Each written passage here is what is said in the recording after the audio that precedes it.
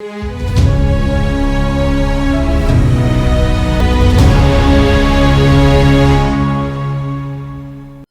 दोस्तों, राजनीति की बातों में एक बार फिर से आपका स्वागत है। मैं हूं आपका दोस्त धर्मेंद्र कुमारी। पॉलिटिक्स ऑफ चौधर पर बात कर रहे हैं दोस्तों, जो डॉक्टर शीश त्यागी जी की लिखी हुई एक हरियाणा की राजनीति पर बेहतरीन किताब है। और आजकल आप देख रहे होंगे कि कांग्रेस में जो किरण चौधरी है और भूपेंद्र सिंह हुड्डा गुट है, उसमें आपस में तलवारें खींची हुई हैं। और आज का जो वीडियो है ये कांग्रेस के इसी कहानी पर है कि ये जो कांग्रेस में आपसी गुटबाजी का रोग है ये कितना पुराना है, कितने समय से ये सब चला आ रहा है कि कांग्रेस में दो गुट आपस में भिड़े रहते हैं। अभी किरण चौधरी है, पहले कुलदीप बिश्नोई थे, राव इंद्रजीत थे, अशोक तंवर थे, ये बहुत सारे लोग भूपेंद्र सिंह हुड्डा से लड़ते भिड़ते रहे और आखिरी में कांग्रेस छोड़कर चले गए। चौधरी वीरेंद्र सिंह जी भी उनमें से एक हैं। असल में कांग्रेस का ये जो रोग है दोस्तों बहुत ही पुराना है। और आज भी अगर आप चार लोगों से राजनीतिक चर्चा करेंगे तो उनमें से कोई ना कोई आपको ये बात जरूर कह देगा कि ये कांग्रेसी तो कभी एक नहीं हो सकते हैं, या अगर ये एक हो जाएं तो इनका राज कभी नहीं जा सकता। कांग्रेस में जो अंतर्कलह है दोस्तों, उसकी कहानी 100 साल से भी ज़्यादा पुरानी है। और आज की इस वीडियो में हम उस कहानी को जानेंगे कि कांग्रेस में आखिर ये गुटबाजी का रोग कैसे शुरू हुआ और इसमें फिर किस किस तरीके के मोड़ आए। बहुत हिस्टोरिकल ये वीडियो है, इसलिए आप इसको धैर्य से सुने, आपको बहुत आनंद इसमें आएगा। और कांग्रेस में अंतर्कलह की रोग की जड़ों को जाने बिना हम वर्तमान को भी नहीं समझ सकते हैं, इसलिए आज से 100 साल पीछे हमें जाना पड़ेगा। और 100 साल पहले जब कांग्रेस सत्ता केंद्रीय दल नहीं होता था और उसमें एक वैचारिक प्रतिबद्धता होती थी, उस दौर में भी कांग्रेस के नेता इसी तरीके से लड़ा करते थे, इसी तरीके के गुट हुआ करते थे, इसी तरीके के मतभेद उनमें हुआ करते थे। 1920 के दशक में पंजाब में कांग्रेस के सबसे बड़े नेता होते थे लाला लाजपत राय जी। उन्होंने 1920 में कलकत्ता में आयोजित कांग्रेस के उस अधिवेशन की अध्यक्षता की थी जिसमें खुद गांधी जी असहयोग आंदोलन को उनका जो था उसको मंजूरी दी गई थी। और इस दौर में भी पंजाब की जो कांग्रेस थी जिसमें हरियाणा शामिल था, उसमें दो गुट हुआ करते थे। एक गुट लाला लाजपत राय जी का था और दूसरे गुट का नेतृत्व डॉक्टर सत्यपाल किया करते थे। डॉक्टर सत्यपाल पंजाब विधानसभा के पहले अध्यक्ष भी रहे 1952 से 1954 तक। और 1928 में लाला लाजपत राय जी के निधन के बाद डॉक्टर गोपीचंद भार्गव इस गुट के नेता बन गए और डॉक्टर सत्यपाल गुट का नेतृत्व आगे चलकर डॉक्टर भीमसेन सच्चर ने संभाला। भार्गव गुट को केंद्रीय स्तर पर सरदार पटेल का आशीर्वाद और समर्थन हासिल था, तो सच्चर गुट को पंडित जवाहरलाल नेहरू और मौलाना आजाद से शय मिला करती थी। भार्गव और सच्चर गुट की प्रतिद्वंद्विता तो सड़कों तक नजर आई थी। पंजाब के हिंदी भाषी क्षेत्र जिसमें अंबाला डिवीजन जिसको कहा जाता है, उसके कांग्रेसी नेता भी इन दो धड़ों में बराबर बराबर बटे हुए थे। हरियाणा में कांग्रेस की जमीन तैयार करने में सबसे अहम और अग्रणी भूमिका निभाने वाले स्वतंत्रता सेनानी पंडित श्रीराम शर्मा सच्चर गुट से जुड़े हुए थे। सच्चर गुट का प्रतिनिधित्व वो करते थे हरियाणा क्षेत्र में। उस दौर में चूंकि पंजाब में कांग्रेस थी और कांग्रेस के दोनों धड़ों का नेतृत्व पंजाबी नेताओं के हाथों में था, तो हरियाणा के कांग्रेसी जो थे वो भी सच्चर साहब और भार्गव साहब दोनों गुटों से जुड़े रहते थे। कोई हरियाणा में किसी गुट का नेतृत्व करने की स्थिति में नहीं था, इसलिए दोनों बटे हुए थे।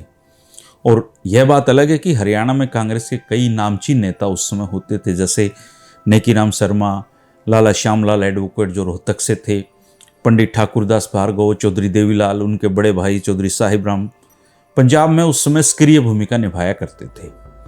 डॉक्टर गोपीचंद भार्गव पंजाब के पहले मुख्यमंत्री बने थे और उनके जो भाई थे पंडित ठाकुरदास भार्गव, वो गुड़गांव हिसार लोकसभा क्षेत्र के सदस्य रहे। पंडित ठाकुरदास भार्गव बेहद दबंग और प्रतिभा संपन्न सांसद थे और सत्ता पक्ष में रहते हुए भी उन्होंने सरकार की गलत नीतियों की आलोचना करने से गुरेज नहीं किया। उनकी पर्सनैलिटी उस समय पूरे भारत में जानी पहचाना वो चेहरा थे और पंडित नेहरू उनसे काफी प्रभावित रहते थे।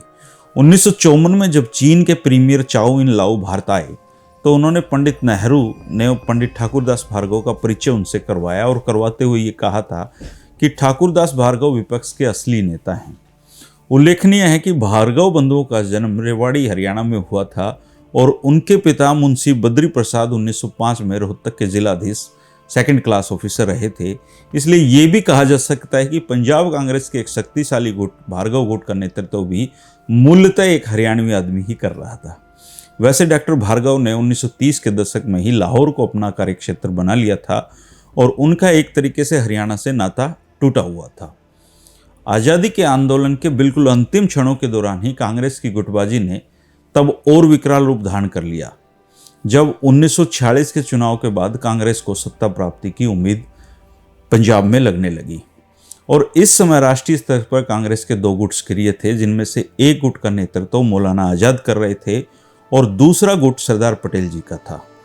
पंजाब में आज़ाद गुट में भीमसेन सच्चर, दीवान चमनलाल, डॉक्टर सत्यपाल, पंडित श्री राम शर्मा और पटेल गुट में डॉक्टर गोपीचंद भार्गव, सरदार प्रताप सिंह कैरो, दरबारा सिंह और गुरमुख सिंह मुसाफिर इसमें होते थे। तो तब भी केंद्रीय स्तर पर और पंजाब में भी दो तरीके की धड़ेबंदी उस समय कांग्रेस में चला करती थी। तो इस समय कह सकते हैं कि 100 साल पुराना ये रोग कांग्रेस में आज तक चल रहा है। 1946 के चुनाव में पंजाब में किसी भी दल को बहुमत नहीं मिल सका। कांग्रेस ने 56 सीटें जीती थी और नेता पद के लिए दीवान चमनलाल सैनी और डॉक्टर गोपीचंद भार्गव में मुकाबला हुआ।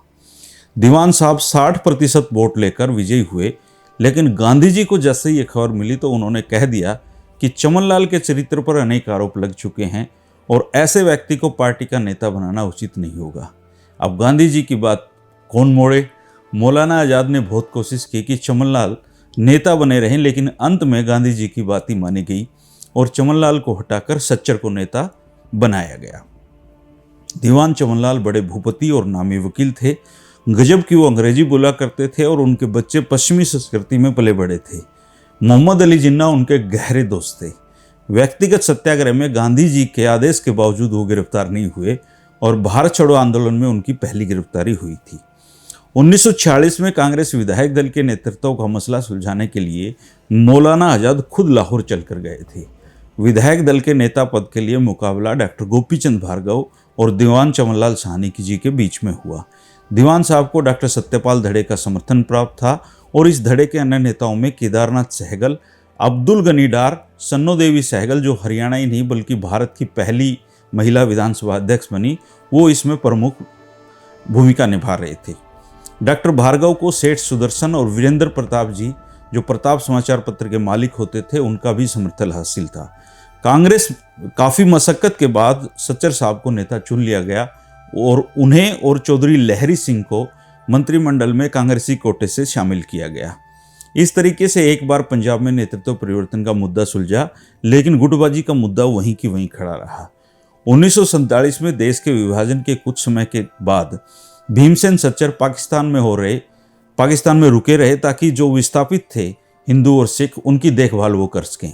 और अपने कट्टर प्रतिद्वंदी सच्चर की अनुपस्थिति का डॉक्टर भार्गव ने जमकर लाभ उठाया और पूर्वी पंजाब के वो पहले प्रीमियर यानी कि मुख्यमंत्री बन गए। 1948 में सच्चर जब हिंदुस्तान लौटे तो उनके और डॉक्टर भार्गव के बीच सत्ता की जंग हद से ज़्यादा तेज हो गई। सच्चर गुट डॉक्टर भार्गव को सच्चायुक्त करने पर आमादा था और उसने कांग्रेस हाईकमान से डॉक्टर भार्गव की शिकायत की और उन पर कमजोर प्रशासक होने का आरोप लगाया। एक बार पंजाब की जो धड़ेबंदी थी वो फिर आसमान चढ़कर बोलने लगी। सच्चर को चूंकि पंडित नेहरू और मौलाना आज़ाद का समर्थन हासिल था, इसलिए सच्चर साहब की कोशिशें रंग लाई और कांग्रेस ने डॉक्टर भार्गव को विश्वास मत प्राप्त करने के लिए बोल दिया। अब सरदार पटेल की भरसक कोशिश ये थी कि डॉक्टर भार्गव विधायक दल के नेता बने रहें, इसलिए पटेल साहब खुद 6 मार्च 1949 को विधायक दल की बैठक में आए और उन्होंने विधायकों से कहा कि नवसर्जित पूर्वी पंजाब के हित में सब लोग एकता बनाए रखें और सत्ता की हवस न पालें, बल्कि पंजाब व पार्टी के हित में अपनी योग्यता और शक्ति का इस्तेमाल करें। अब पटेल साहब हरियाणा के लोग जो नेता थे, पंजाब के नेता थे, उनका मिजाज उनको शायद पता नहीं था। एक तरीके से सरदार पटेल की यह सलाह तो उन विधायकों के लिए चेतावनी थी जो डॉक्टर भार्गव के रास्ते में कांटे बिछा रहे थे, लेकिन सरदार पटेल के प्रयास भी नाकाफी सिद्ध हुए और 6 अप्रैल 1949 को हुए शक्ति परीक्षण के दौरान डॉक्टर भार्गव केवल 1 वोट से पराजित हो गई। अविश्वास पक्ष जो मत था उसके पक्ष में 40 वोट पड़े और 39 वोट उसके खिलाफ पड़े और इस तरीके से वो विधायक दल के नए नेता का चुनाव का फिर नौबत आ गई। भार्गव गुट ने नेता पद के लिए हरियाणवी क्षेत्र के विधायक कैप्टन रणजीत सिंह डाबड़ा को मैदान में उतार दिया। उनके सामने भीमसेन सच्चर खुद थे। चुनाव हुआ और कैप्टन रणजीत सिंह डाबड़ा को 7 मतों से हारना पड़ा। और इसके पीछे भी कहानी अगर आप जाने तो वो भी बहुत दिलचस्प है। रणजीत सिंह जी की राज्य में महत्वपूर्ण जो भूमिका थी वो हरियाणा क्षेत्र के विधायकों की थी, क्योंकि उन्होंने सच्चर का साथ दिया और इस तथ्य की भी उपेक्षा कर दी कि उनका समर्थन पंजाब को हरियाणा का पहला मुख्यमंत्री दे सकता था, जो फिर जाकर अपने को 1966 में नसीब हुआ। इस मुकाम पर हरियाणवी विधायकों द्वारा भार्गव समर्थित कैप्टन रणजीत सिंह को समर्थन न दिए जाने की वजह ये थी कि भार्गव ने अपने मंत्रिमंडल से हरियाणवी मंत्री चौधरी लहरी सिंह को हटा दिया था। और चौधरी लहरी सिंह को हटाने की वजह यह थी कि जब पंजाब विधानसभा के सदस्यों ने केंद्रीय असेंबली के लिए एक सदस्य चुनना था और भार्गव ये चाहते थे कि चौधरी कृष्ण गोपाल चुने जाएं, लेकिन जो हरियाणवी क्षेत्र के विधायक थे जो अधिकांश सच्चर धड़े से जुड़े हुए थे, उन्होंने केंद्रीय असेंबली की सदस्यता के लिए मास्टर नंदलाल का समर्थन देकर उनको जिता भी दिया। इस घटना से डॉक्टर भार्गव बहुत खपा हुए और खपा होने पर उन्होंने जो पहला उनका जो नजला था वो चौधरी लहरी सिंह पर गिरा और उन्होंने चौधरी लहरी सिंह को अपने मंत्रिमंडल से बाहर का रास्ता दिखा दिया। चौधरी लहरी सिंह की जगह भार्गव जी पंडित श्री राम शर्मा जी को अपने मंत्रिमंडल में लेना चाहते थे, लेकिन पंडित जी इसके लिए तैयार नहीं हुए। कुछ दिनों बाद जब पंडित जी ने स्वीकृति दे दी तो मंत्री जो कैप्टन रणजीत सिंह थे उन्होंने रोड़ा अटका दिया, और जब वो रुकावट दूर हुई तो फिर पंडित जी अपना मन बदल चुके थे। इस बात से खपा हरियाणवी विधायक पंडित भार्गव को सबक सिखाना चाहते थे और मौके की तलाश में रहते थे। यह अंदाजा लगाया जाता है कि डॉक्टर भार्गव ने भी रणजीत सिंह को प्रत्याशी बनाकर यह चाल चली होगी कि हरियाणवी विधायक रणजीत सिंह का विरोध नहीं करेंगे और सच्चर का पत्ता अपने आप में साफ हो जाएगा। इन हरियाणवी विधायकों में पंडित श्री राम शर्मा, चौधरी साहबराम जी, प्रोफेसर शेर सिंह, चौधरी बदलू राम, चौधरी लहरी सिंह, चौधरी सूरजमल और दुर्गाचंद जी, मोहर सिंह जी, सन्नो देवी, जीवनलाल और नरोत्तम सिंह इनमें शामिल थे। इस तरीके से ये कहा जा सकता है दोस्तों कि पटेल समर्थी डॉक्टर भार्गव को मुख्यमंत्री की कुर्सी से हटवाने और सच्चर साहब को मुख्यमंत्री बनवाने में निर्णायक भूमिका हमारे हरियाणवी विधायकों की थी। इस तरीके से कांग्रेस की जो धड़ेबंदी थी वो सरदार पटेल की कोशिशों के बावजूद भी खत्म नहीं हो पाई। और उस समय केंद्रीय स्तर पर कांग्रेस में पंडित नेहरू और सरदार पटेल के गुटों के बीच जो युद्ध चल रहा था उसकी गंभीरता का अंदाजा अगर आपको लगाना है तो मैं एक घटना उसकी भी बताता हूँ आपको। हुआ ये था कि 6 अप्रैल 1949 को कांग्रेस विधायक दल का नेता चुने जाने के बाद जब भीमसेन सच्चर राज्यपाल के पास शिमला पहुंचे कि मुझे शपथ दिलाइए, तो राज्यपाल ने उनको संविधान की धारा 163 का हवाला देकर शपथ दिलाने से ही मना कर दिया। इस धारा के अंतर्गत ये प्रावधान है कि मुख्यमंत्री पद की शपथ अकेले किसी एक विधायक को नहीं दिलाई जा सकती, अपितु मंत्रियों की परिषद को ही ये शपथ दिलाई जा सकती है। इस तरीके से जो मुख्यमंत्री थे वो परेशान हो गए और यह सब सरदार पटेल के इशारे पे हुआ था। सच्चर साहब भी ये समझ गए थे कि बिना सरदार पटेल के ये संभव नहीं है। हताश और परेशान सच्चर साहब तुरंत दिल्ली में सरदार पटेल से जाकर मिले, उनको मनाया और मंत्रिमंडल के गठन के बारे में उनसे विचार विमर्श किया। अब सरदार पटेल की शरण में सच्चर साहब आ चुके थे तो वो भी नरम हो गए। सच्चर अपने मंत्रिमंडल में ज्ञानी करतार सिंह को शामिल कराना चाहते थे, लेकिन सरदार पटेल इसके सख्त खिलाफ थे। पटेल साहब ने सच्चर से कहा कि वे पंजाब में ऐसी मजबूत सरकार बनाना चाहते हैं जो अपने जीवन काल में टूटे।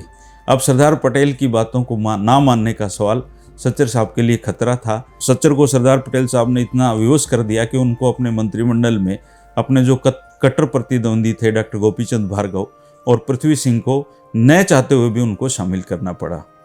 सच्चर के नवगठित मंत्रिमंडल को कंपोजिट कैबिनेट की संज्ञा दी गई, क्योंकि इसमें कांग्रेस के दोनों धड़ों के सदस्य शामिल थे। और ये प्रयोग कांग्रेस में तब से चला आ रहा है कि जब सरकार बनती है तो जो विरोधी धड़े होते हैं उनको भी मंत्रिमंडल में लिया जाता है। सच्चर मंत्रिमंडल में डॉक्टर भार्गव का शामिल होना सरकार के संचालन में एक बहुत बड़ी बाधा थी।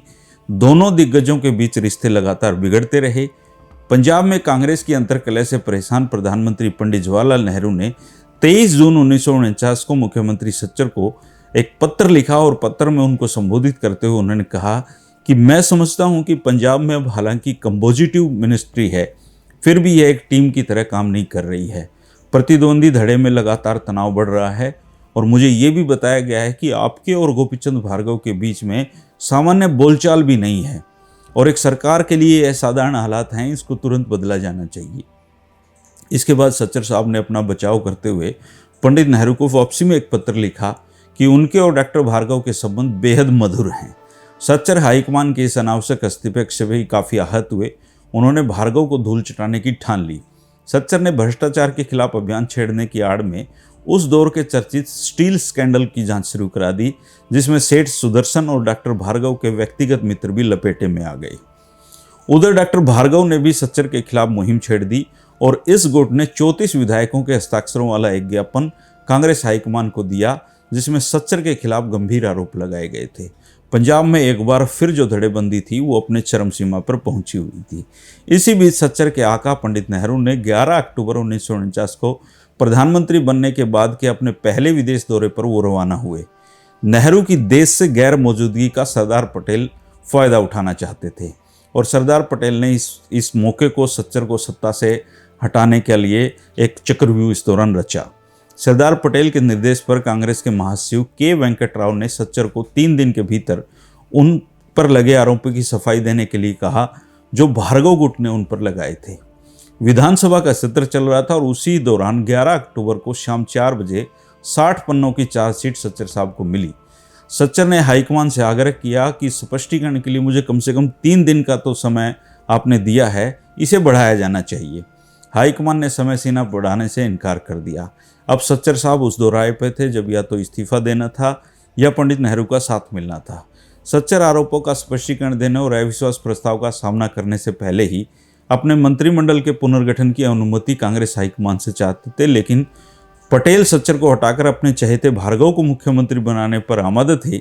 इसलिए पटेल साहब के निर्देश पर हाईकमान ने सच्चर के तमाम आग्रह ठुकरा दिए और 17 अक्टूबर को सच्चर साहब की मुख्यमंत्री पद से विदाई हो गई। अपनी पुस्तक हरियाणा के इतिहास में पंडित श्रीराम शर्मा ने इस घटनाक्रम के संदर्भ में लिखा है कि 6 महीने बीते थे कि सच्चर मंत्रिमंडल पर भी अविश्वास प्रस्ताव का साया आ पड़ा। पंडित नेहरू अमेरिका के अपने पहले दौरे पर जा रहे थे और सरदार पटेल पहले से इस मौके की तलाश में थे कि प्रधानमंत्री तो जहाज में चढ़ें और उनका प्रधानमंत्री का उनके पास चार्ज आते ही सच्चर मंत्रिमंडल की वो बलि ले लें। पंजाब की गद्दी पर अपने विश्वास पत्र डॉक्टर भार्गव को बैठाने के लिए सरदार पटेल किसी भी हद तक जा सकते थे। श्रीराम शर्मा जी सच्चर मंत्रिमंडल के बड़े समर्थक थे। उन्हें सच्चर ने प्रधानमंत्री के पास भेजा कि किसी प्रकार से पंडित नेहरू के लौटने तक अविश्वास का मामला टाल दिया जाए। प्रधानमंत्री पहले तो यह बात सुनकर कुछ नाराज हुए कि यह पंजाब का झगड़ा झमेला हमेशा खड़ा रहता है। उसके बाद वो मौन हो गए और पूछा कि तुम चाहते क्या हो। इसके बाद उत्तर मिला कि यही कि आपके लौटकर आने तक सरदार को यह साफ साफ कह जाइए कि वह सच्चर मंत्रिमंडल को चलने दे। आपके लौटने पर आपको जो ठीक लगे वो आप कर देना। पंडित नेहरू के पास इस बात का कोई उत्तर नहीं था और वो गर्दन हिलाकर कार में बैठकर अपने कार्यालय चल दिए। इसका मतलब साफ था कि सरदार पटेल की अब चलनी थी। अगले ही दिन 18 अक्टूबर 1949 को डॉक्टर गोपीचंद भार्गव एक बार दोबारा से पंजाब के मुख्यमंत्री बन गए। उन्होंने हरियाणा क्षेत्र से कैप्टन रणजीत सिंह और सरदार नरोत्तम सिंह को अपने मंत्रिमंडल में शामिल किया। अब ये दोनों ही जो मंत्री थे वो हिसार जिले से संबंध रखा करते थे। इस समूचे प्रकरण से दोस्तों ये साफ जाहिर था कि नेहरू खपा हुए, क्योंकि सच्चर उनके अपने आदमी थे। और फिर आया वो दिन जिसके बाद भारतीय राजनीति का चलन ही बदल गया और अब तक वो चलन जारी है। 15 दिसंबर 1950 को लौह पुरुष सरदार पटेल जी का निधन हो गया और इधर जो पंजाब था उसमें डॉक्टर भार्गव राजनीतिक रूप से अनाथ हो गए। अब उन्हें और उनकी सरकार को बचाने के लिए सरदार पटेल तो थे नहीं, इसलिए भार्गव साहब को सत्ता से हटाने के लिए सच्चर गुट ने रात दिन एक करना शुरू कर दिया और तमाम राजनीतिक जो मर्यादाएं थी, सीमाएं थी, वो उन्होंने लांघ दी। 20 जून 1951 को डॉक्टर भार्गव को त्यागपत्र देना पड़ा और राज्य में राष्ट्रपति शासन लागू हो गया। 1952 में हुए पहले आम चुनाव से पहले ये राष्ट्रपति शासन समाप्त हुआ, लेकिन पंजाब में कांग्रेस की धड़ेबंदी इसके बावजूद खत्म नहीं हुई। पंजाब सरकार व पंजाब कांग्रेस संगठन दोनों से डॉक्टर भार्गव गुट का एक तरीके से उस समय सफाया हो गया था और इससे बड़ी विडंबना क्या होगी कि डॉक्टर भार्गव जैसे दिग्गज राजनेता को 1952 में करनाल जिले की 2 विधानसभा सीटों से निर्दलीय प्रत्याशी के रूप में चुनाव लड़ना पड़ा और दोनों ही जगह पर उनकी जमानत जब्त हो गई। बुटाना में उनको 5.38 और थानेसर में उनको केवल 6% वोट मिले और वह 7वें और 4थे स्थान पर दोनों जगह पर रहे। वर्षों तक उपेक्षित रहे डॉक्टर भार्गव को तीसरी बार सरदार प्रताप सिंह कैरो की हत्या के बाद 15 दिन के लिए मुख्यमंत्री बनाया गया था और वो तब पंजाब विधान परिषद के सदस्य होते थे। राजनीति में कभी आप आसमान चढ़ते हैं तो कभी आपको जमीन भी देखनी पड़ती है। राजनीति, विशेषकर लोकतांत्रिक राजनीति में गुटबाजी एक स्वाभाविक स्थिति होती है दोस्तों। इसलिए भार्गव गुट के सफाए के बाद जो नए से समीकरण बनने शुरू हुए, उन्होंने भी पंजाब की राजनीति को बहुत अलग तरीके से मोड़ दिया। पंजाबी सियासत के बड़े दिग्गज सरदार प्रताप सिंह कैरो और लाला जगत नारायण सरदार पटेल की मृत्यु के बाद भार्गव गुट छोड़कर छच्चर और श्री राम शर्मा और सत्यपाल गुट में शामिल हो गए थे। उधर हरियाणवी क्षेत्र की बात की जाए तो हरियाणा क्षेत्र के जमीनी और जुझारू नेता चौधरी देवीलाल भी प्रताप सिंह कैरो के साथ आ मिले थे। इस तरीके से 1952 के आम चुनाव के बाद एक तरीके से सरदार प्रताप सिंह कैरो, चौधरी देवीलाल और लाला जगत नारायण गुट का कांग्रेस विधायक दल और कांग्रेस संगठन पर वर्चस्व स्थापित हो गया था।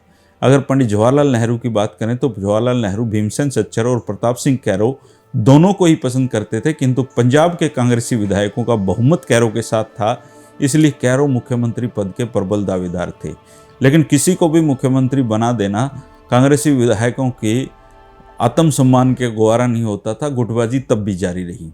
अब सच्चर मुख्यमंत्री थे और उनके प्रतिद्वंदी कैरो मंत्री होते हुए भी जिस तरीके से नेता पद के लिए तो कोशिश कर रहे थे, उनके जो नतीजे थे वो कांग्रेस को झेलना पड़ा था।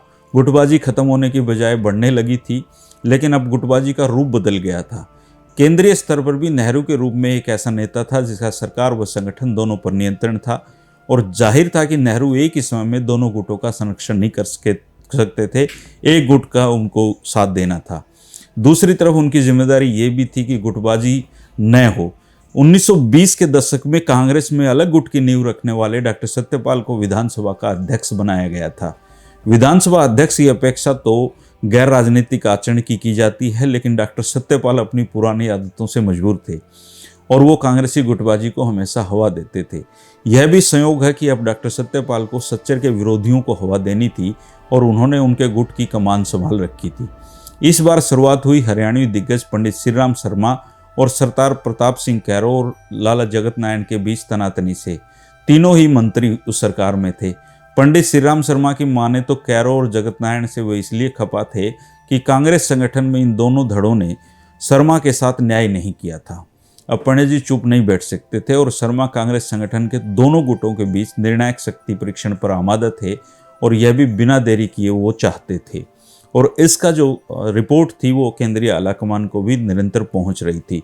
पंडित श्री राम शर्मा जी को यह आशंका थी इस स्थिति में मुख्यमंत्री सच्चर कैरो और जगत नारायण की तरफदारी कर सकते हैं, जो उनके लिए नुकसानदेह साबित हो सकता है। मुख्यमंत्री सच्चर ने शर्मा जी को यह सलाह दी थी कि वे आपसी बातचीत से मामलों को सुलझा लें, लेकिन कांग्रेसी कभी भी आपसी बातचीत से मुद्दों को सुलझाने में विश्वास नहीं रखते हैं। 3 मार्च 1953 को सच्चर साहब ने नेहरू को लिखा कि मौलाना अब्दुल गनी की प्रेरणा लेकर केदारनाथ सहगल, सन्नो देवी और कुछ अन्य विधायक सरकार के सुचारू संचालन को बाधित करने के मकसद से इकट्ठा होते हैं। बाद में कैप्टन रणजीत सिंह डाबड़ा, देवराज सेठी और 1-2 अन्य विधायक भी असंतुष्टों की जमात में शामिल हो गए, और इस तरीके से पंजाब में जो सरकार है उसको खतरा मंडराने लगा। इन असंतुष्टों ने सच्चर साहब से अपनी शत्रुता को गुप्त तरीके से चलाए रखा। सच्चर ने दावा किया कि पार्टी के असंतुष्ट पंडित श्री राम शर्मा से दिशा निर्देश पा रहे हैं, और सच्चर ने यह भी कहा कि इस संदर्भ में उन्होंने कई दफ़ा पंडित श्री राम शर्मा से बातचीत की कोशिश की है, लेकिन कोई सकारात्मक परिणाम सामने नहीं आ पाए। वो लगातार इस बात की जो रिपोर्ट थी वो पंडित नेहरू को भी दे रहे थे। उधर जो गुप्तचर एजेंसियां थीं उनके हवाले से ये कहा गया कि 8 अप्रैल को लगभग 25 असंतुष्टों ने विधानसभा अध्यक्ष डॉक्टर सत्यपाल के घर पर बैठक की है। सच्चर ने तत्काल इस बैठक की सूचना पंडित नेहरू और मौलाना आज़ाद को दे दी। पंडित नेहरू ने प्रतिक्रिया स्वरूप पंडित श्री राम शर्मा और डॉक्टर सत्यपाल को विघटनकारी हरकतों से बाज आने की चेतावनी तक दे दी, लेकिन प्रधानमंत्री की चेतावनी भी कांग्रेसी विधायकों पर कोई असर नहीं डाल पाई। उस समय भी नहीं डाल पाती और आज भी नहीं डाल पाती। इतना ही नहीं, गुटबाजी से आहत और गुस्साए नेहरू ने डॉक्टर सत्यपाल को 19 अप्रैल को एक पत्र भी लिखा। उस समय पत्र बहुत लिखे जाते थे, और एक पत्र में उन्होंने कड़े शब्दों में कहा कि पिछले कुछ समय से मुझे जानकारी मिल रही है कि पंजाब विधानसभा के कुछ सदस्य सरकार के खिलाफ गुट बना रहे हैं। इतना ही नहीं, ऐसे संतुष्टों ने आपके निवास पर बैठक भी की है, और इस सूचना से मैं बहुत हैरत में हूँ। पंजाब में धड़ेबंदी एक अभिशाप बन चुकी है, और यदि हमें कोई सबक सीखना ही है तो यह है कि हम गुटबाजी को नहीं झेल सकते हैं। इसके अलावा यह तो कतई आपत्तिजनक है कि विधानसभा अध्यक्ष इस गुटबाजी का हिस्सा बने। आपको याद होगा कि पिछले साल भी मैंने आपको कहा था कि पंजाब में ये गुटबाजी ख़त्म करो, इसकी ज़रूरत है, और यह पनपने देने की बजाय कांग्रेस इस का जो बोरिया बिस्तर है मैं पंजाब से उसको बांधना पसंद करूंगा। तो इतने आहत पंडित नेहरू कांग्रेस की धड़ेबंदी से उस समय थे और विधानसभा अध्यक्ष को वो पत्र लिख रहे थे। 22 जुलाई 1953 को एक बड़ा ही नाटकीय घटनाक्रम हुआ दोस्तों। मुख्यमंत्री सच्चर ने त्यागपत्र दे दिया और उनका त्यागपत्र स्वीकार भी कर लिया गया, लेकिन उसी दिन उन्होंने मुख्यमंत्री पद की शपथ ली और नए मंत्रिमंडल का गठन किया। इस नए मंत्रिमंडल में पंडित श्रीराम शर्मा जी को जगह नहीं मिली थी। पंडित श्रीराम शर्मा ने विधानसभा अध्यक्ष सत्यपाल गुट के सदस्यों के साथ कांग्रेस छोड़ने का ऐलान कर दिया और गांधी जनता पार्टी बना ली। पंडित श्रीराम शर्मा के कांग्रेस से बाहर निकलने के बाद अब मंत्रिमंडल के दो और सुरमा जो थे उनके हरकत में आने की बारी थी। सरदार प्रताप सिंह कैरो और लाला जगत नायर में जंग छिड़ी हुई थी। इसके कारण कई थे, लेकिन मुख्य मुद्दा ट्रांसपोर्ट सेवाओं के राष्ट्रीयकरण का था।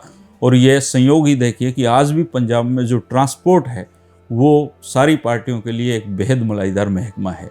लाला जगत नारायण चाहते थे कि परिवहन सेवाओं का सरकारीकरण हो, जबकि कैरो इस कदम के सख्त खिलाफ थे, क्योंकि इस व्यवसाय का मूलतः सिखों का इस पे कब्जा था, जिनसे कैरो को राजनीतिक और आर्थिक सहयोग मिला करते थे। पार्टी को बहुत फंड वो इससे जुटाते थे।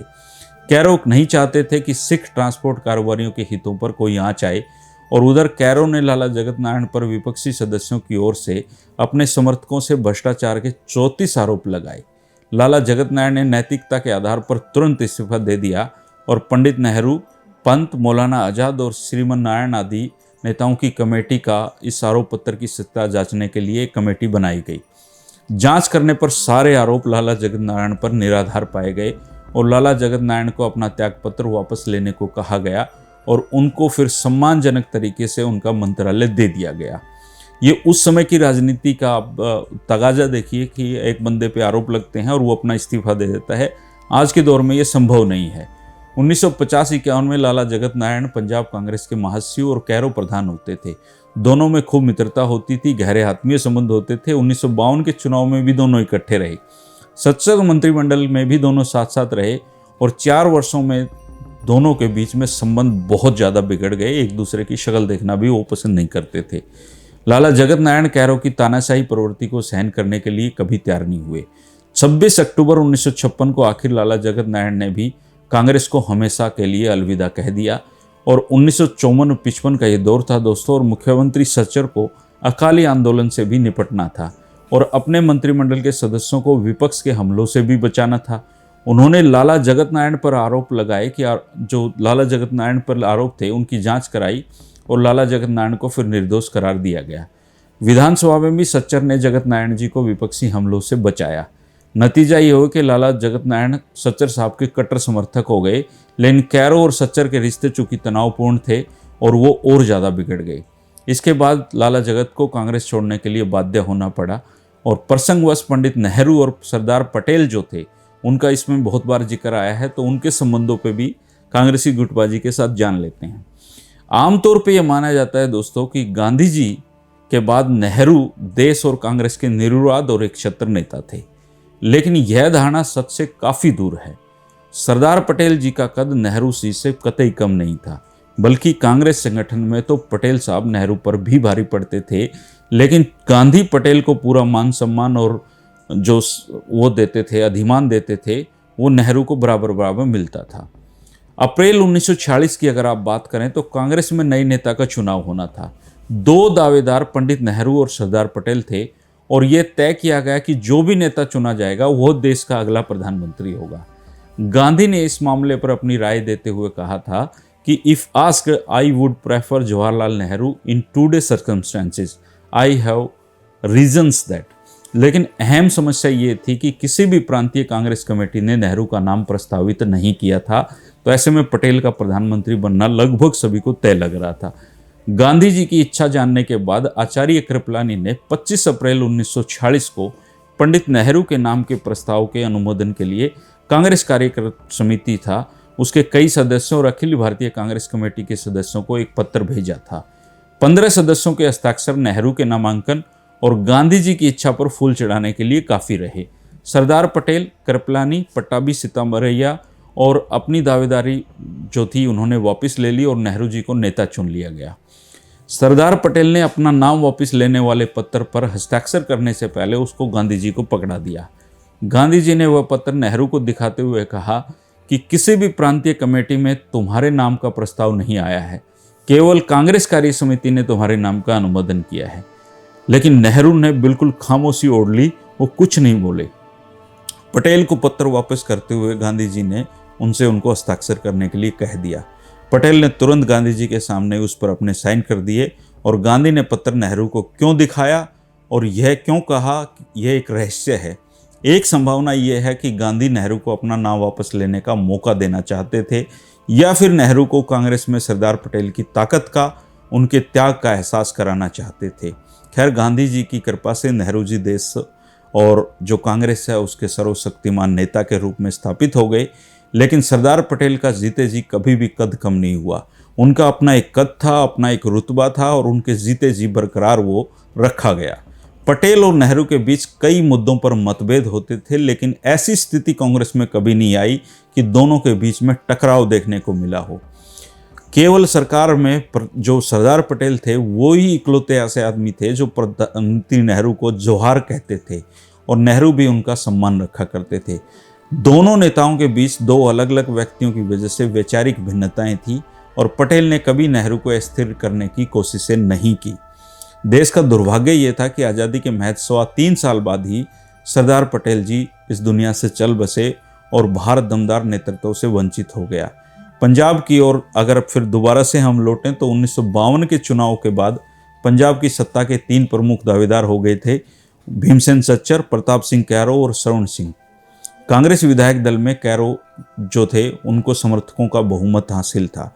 खुद पंडित नेहरू ने कैरो को सबसे मजबूत नेता के रूप में पाया था और 26 फरवरी 1952 को नेहरू ने पंजाब विधायक दल को ये निर्देश दिए थे कि यह दल नेता के लिए जो चुनाव है वो खुद करे। 5 मार्च को जालंधर में संपन्न विधायक दल की बैठक में सच्चर साहब को नेता चुन लिया गया। यह भी विडंबना ही कही जाएगी कि नेता पद हेतु सच्चर के नाम का प्रस्ताव कैरो ने खुद ही रखा था, क्योंकि नेहरू ने ऐसा निर्देश दिया था।